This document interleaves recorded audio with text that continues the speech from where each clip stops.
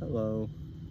It's a bit darker than I intended, but it'll have to do because I've been working on working on being okay with not everything being perfect, and I'd rather do this sooner than later. Hi, my name is Ginger.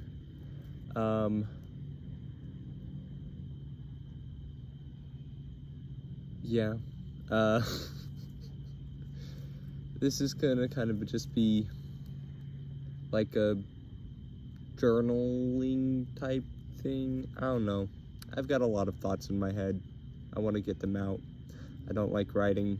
I don't like typing. And, I want to share them with the world. And also, you're going to be my therapy YouTube, essentially. There's been a lot of shit going on recently. And it's been making me think a lot. I live in Texas. It sucks here. Fucking ass cheeks in terms of weather and, like, people, politics, just fucking everything. But America's fucked up in general right now.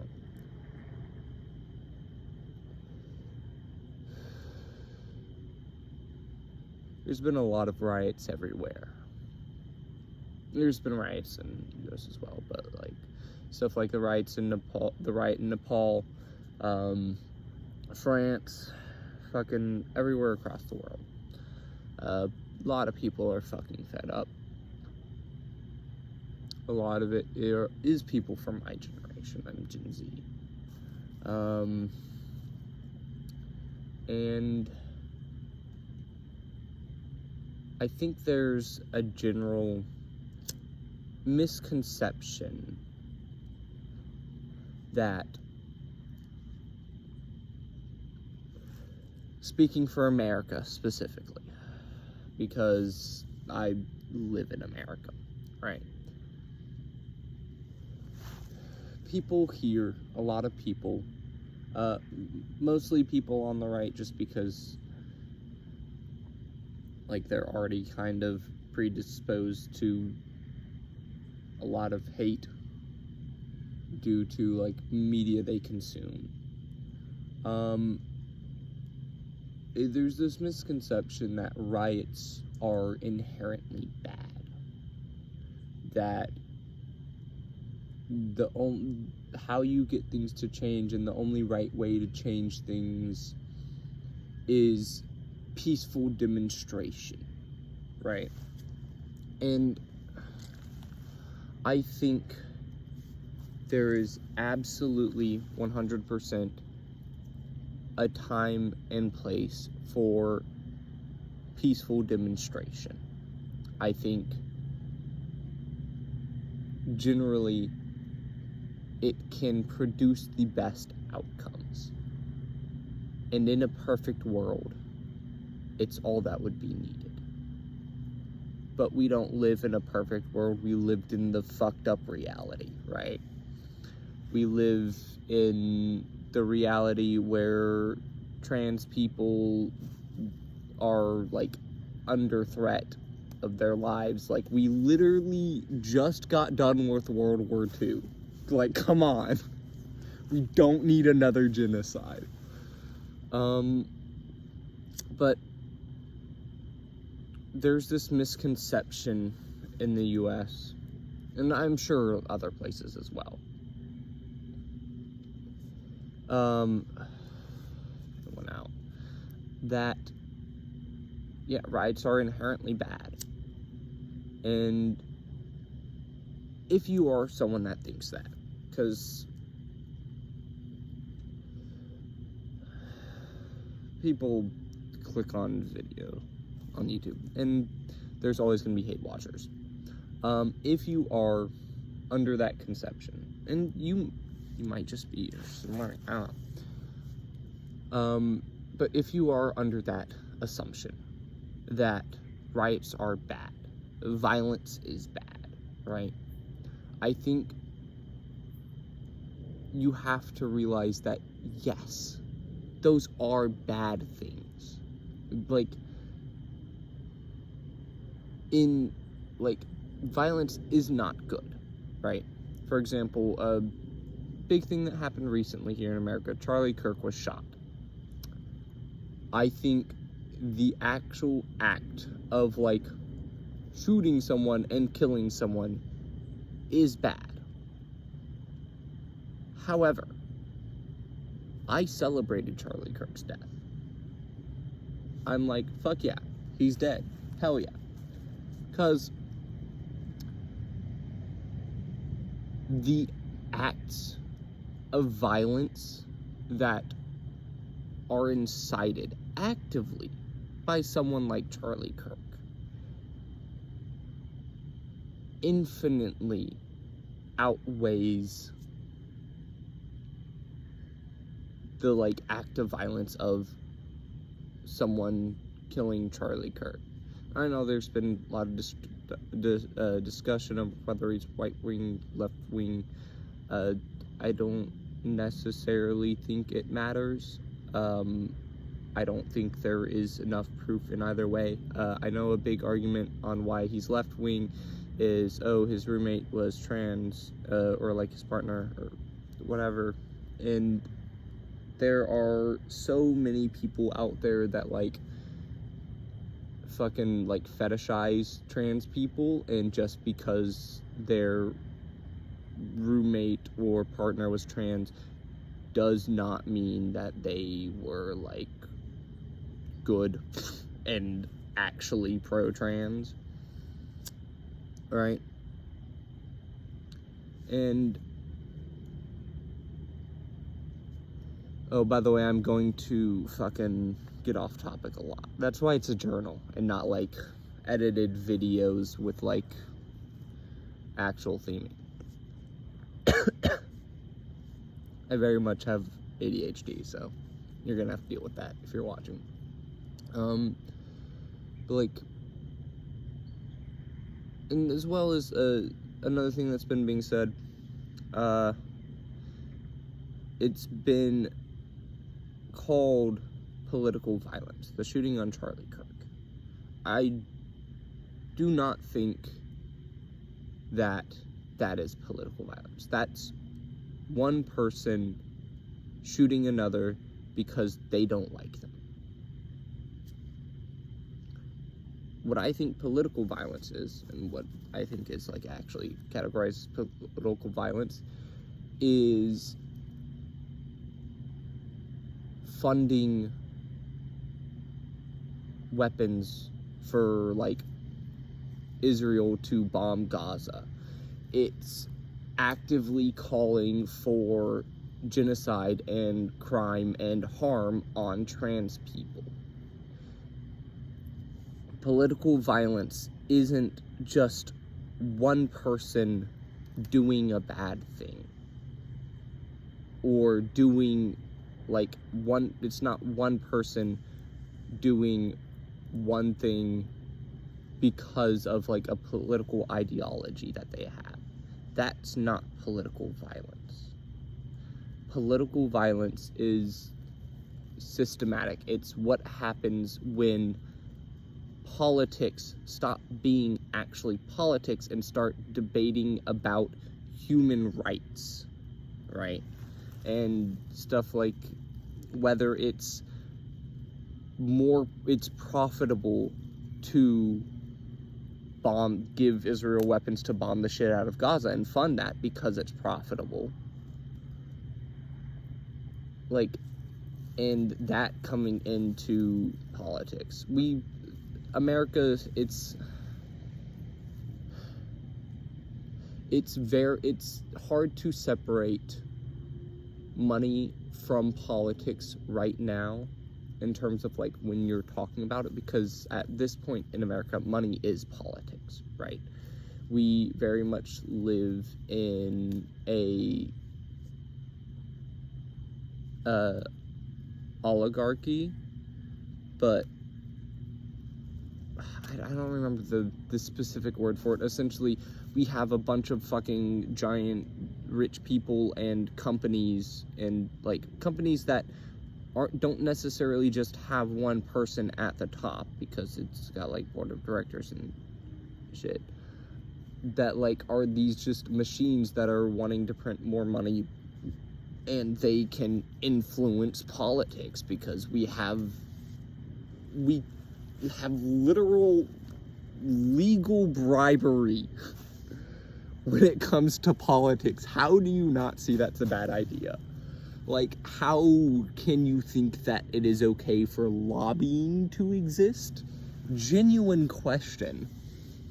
Like, you're putting... That brings a whole new level to the capitalism, putting money over people, you know? I do want to make more structured videos in terms of like what topic I'm talking about. This is my first one, so I'm just fucking rambling as well.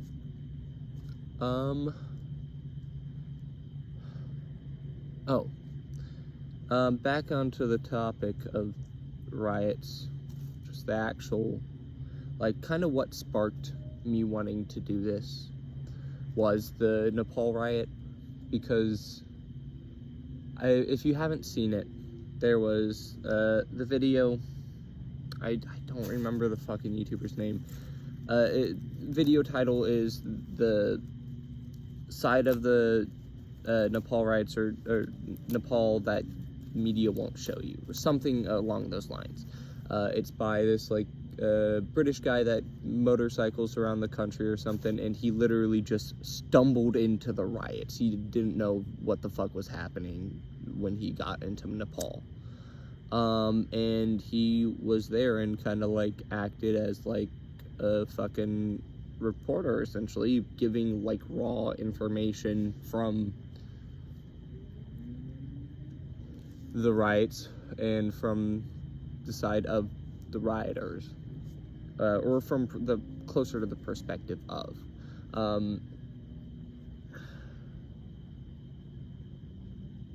But that video kind of sparked this in me to start talking about this and doing this, as another big inspiration for me is a band. I don't really follow media all that much, or like specific people in media or groups, except for one, maybe two, but like there's someone I want to start like actually following their work on stuff, but like I don't have the fucking time. But a band called Rare Americans, very much like punk rock. They made a feature-length film on YouTube. It's a musical, fully animated, called Skids, Skids.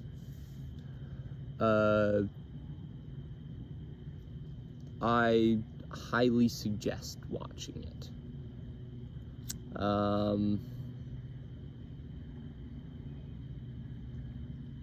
Yeah. That movie, and as well just the band in general, is a big kind of inspiration for me. So I think kind of everyone, not everyone, just because like I live in the South fucking sucks. A lot of people my age in the South really fucking suck. Some are good.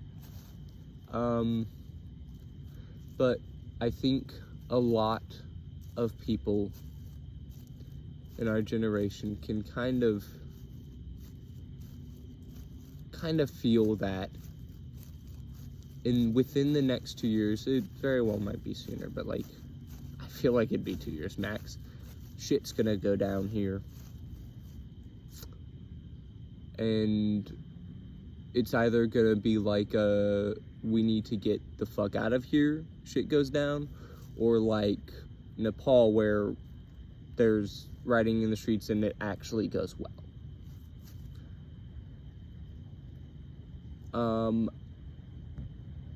But I think whatever happens, it's going to be violent. And not due to the rioters. I think because our, as a nation, and like our government is so absurdly like pro-gun and like violent and openly violent towards minorities and towards rioters and protesters, and with how fucking like big of a propaganda machine like mainstream news is, which so many people get their information, all their information from. Holy shit, if you live in New York or like somewhere that is like more densely populated, it's fucking crazy here in like the South. Like, it's insane. People are genuinely so fucking stupid sometimes because everyone is so deeply insecure here. So they will never truly like admit to faults or like issues because everyone here is so deeply like insecure. And it breeds this like fake nicety, like pleasantries. It's southern nice. It's never actually saying how you feel or expressing yourself because you are so afraid that you will not be accepted and that it is not socially okay. Because I mean, the amount of people that are here, it is not socially okay with the like southern groups that everyone here is around. So it breeds this like such deep-rooted insecurity, and everyone like projects onto everyone else. It's so fucking insane. But they also all get all of their information from either like mainstream media, or they go the exact opposite direction and they are absolute like fucking conspiracy theory, like trust no one, but it's like horseshoe theory. They're fucking close together because they both still hate trans people.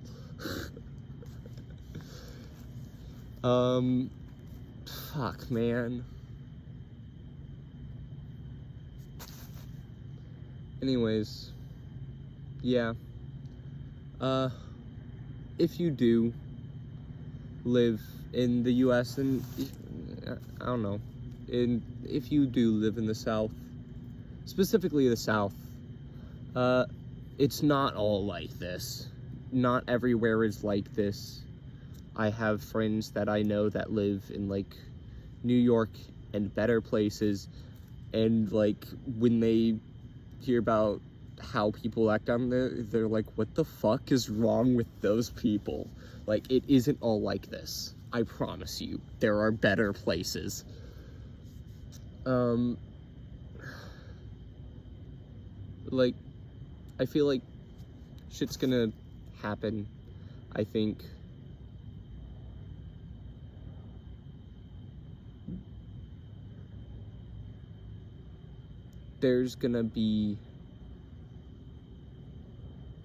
I feel like there's gonna be a lot of casualties soon, like one way or another, coming soon. And that scares me.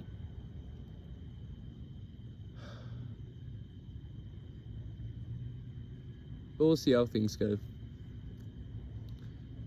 And try our best to deal with it